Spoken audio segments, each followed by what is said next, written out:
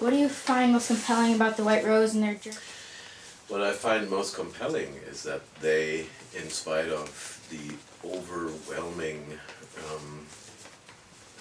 persecution and depression of the times, found the strength in themselves to stand up, to organize themselves, to print leaflets, to print pamphlets, that they managed to distribute their written flyers and leaflets, that they were strong enough to risk their own life. They fully knew what they were doing, and yet they took a stand and stood up for what they believed in. What precautions were necessary to avoid the German secret police? People, or many people, were deported, not because the Gestapo did such a wonderful, in quotation marks, job, but because they were denounced. They were informants, regular people who would tell on their neighbor.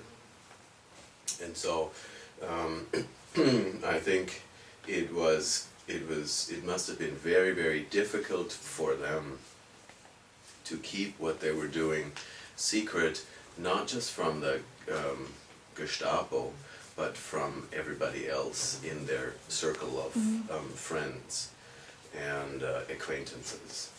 How did they directly or indirectly aid in the demise of Nazi Germany? What their resistance showed was that resistance was possible. And so their resistance was a signal to others that there was hope, that you could do something to oppose the Nazis. Even though they were caught, there was a signal that you can stand up for your beliefs, and that you, in this context especially, must risk your life.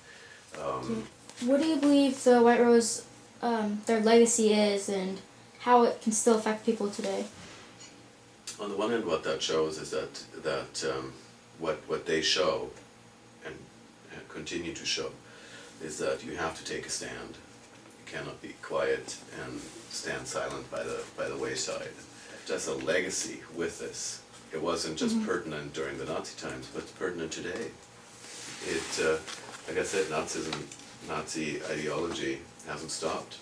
You know, in the U.S. you have groups, white Aryan supremacists and whatnot, groups which have grown more over the last few years.